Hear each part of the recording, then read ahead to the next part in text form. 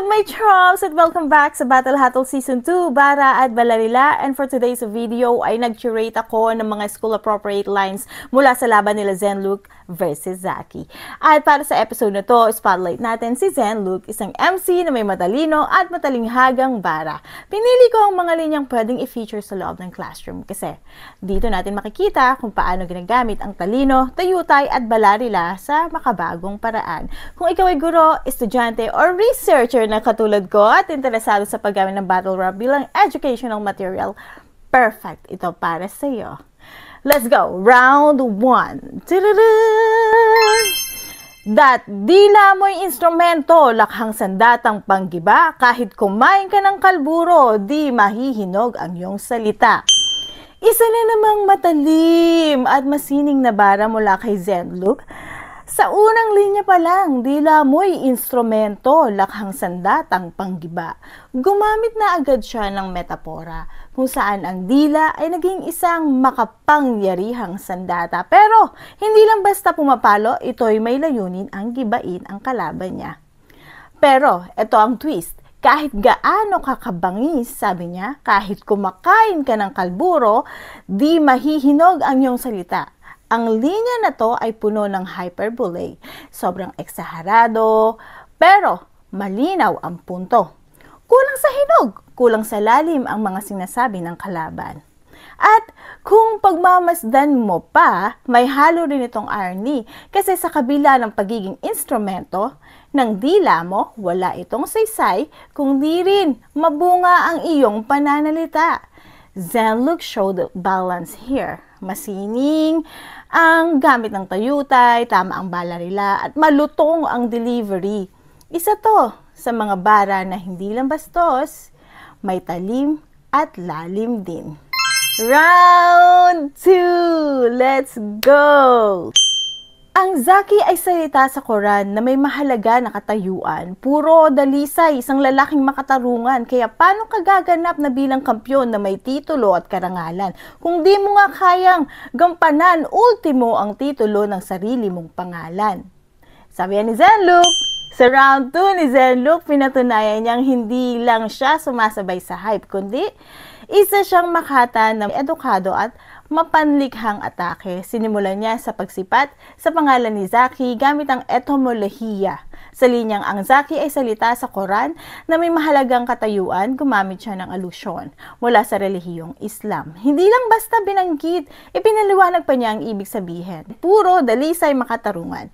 Pero dito na siya bumelo sa paano ka gaganap bilang kampyon kung di mo nga kayang gampanan ang titulo ng sarili mong pangalan? Isang malupit na irony, tinulugsan niya si Zaki sa pamamagitan ng pangalan mismo nito at sinasabing hindi siya umaakma sa kahulugan ng kanyang sariling pagkakakilanlan. Ang ganitong uri ng bara ay educational, reflective at rhetorical. Hindi lang basta patama. Hinamon niya ang prinsipyo ng kalaban. Hindi lang ang panlabas na estilo. Isa to sa mga linya na tumatama sa isip, hindi lang sa tenga. Round 3! Ding ding ding ding! Mga linya at ideyang sobrang lakas kong iisipin. Mga barang pagbinigas, nakakapudpod ng mga ngipin. Kalmot ko pag tumama sa balat niya ay mas klaro. Parang anim tawag dyan, marka ng Diablo. Sa round 3, binomba tayo ni Zenlook na matitinding tayutay at masakit pakinggan at mas matalas pag pinag-isipan. Unang linya pa lang, mga linya at ideyang sobrang lakas kong iisipin, mga barang pagbinigkas, nakakapudpod ng ngipin. Ito ay matinding metapora. Ipinapakita na ang kanyang mga salita ay parang kulam. May dating, may epekto at hindi basta-bastang kayang salagin. Ito rin ay isang hyperbole dahil sino ba naman bara, ang literal na nakakapudpod ng ngipin. Pero yan ang sining ng rap, exaggeration, para itulak ang punto. Sa sumunod na linya, kalmot ko pag tumama sa balat niya ay mas klaro. Gumawa siya ng visual imagery na parang physical blow ang epekto ng kanyang bara. Dugtong pa niya, parang anim-anim. Tawag dyan, marka ng Diablo. Dito gumamit siya ng symbolism at allusion gamit ang kilalang simbolo ng kasamaan para ipakita ang kanyang impact sa bilang MC. Ang galing ni Zenlook dito, no? Hindi lang siya basta nag-aasar. Lumikha siya ng imahe at nagtataguyod ng karakter at naglagay din siya ng cultural layers sa bawat linya.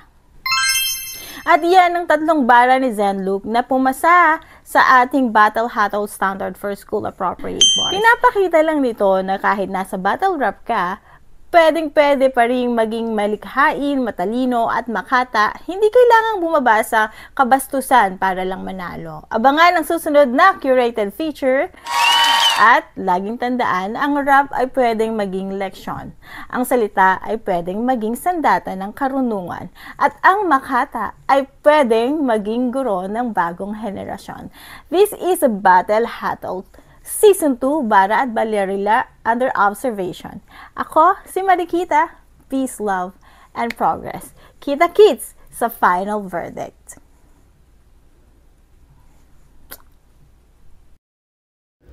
Tayutay of the day.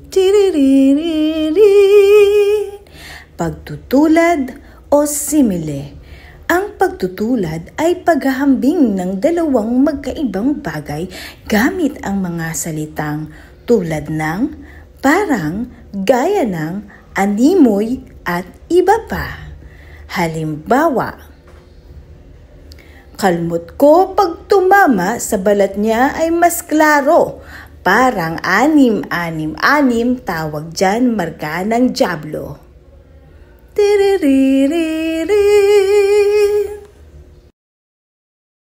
Nagpakahirap akong bumangon kahit sobrang pagod na sa maghapon. Pinilit kong kumayod pero hindi pa sapat ang mga daliri ko na nagkasugat-sugat sa mga daan-daang kahong binubuksan gamit ang matalim na pambukas na hihilwaan. Kailangan kong tapusin to, gawin ito para makapagpadala ng pera sa pamilya ko. Nagbigay na ng puhunan pero wala pa din ang perang paiikutin ay salat pa rin. Hanggang kailan magpapaalipin sa ibang lupain? Pagkasenso hanggang ngayon ay salat pa rin. Sa amin ako babalik.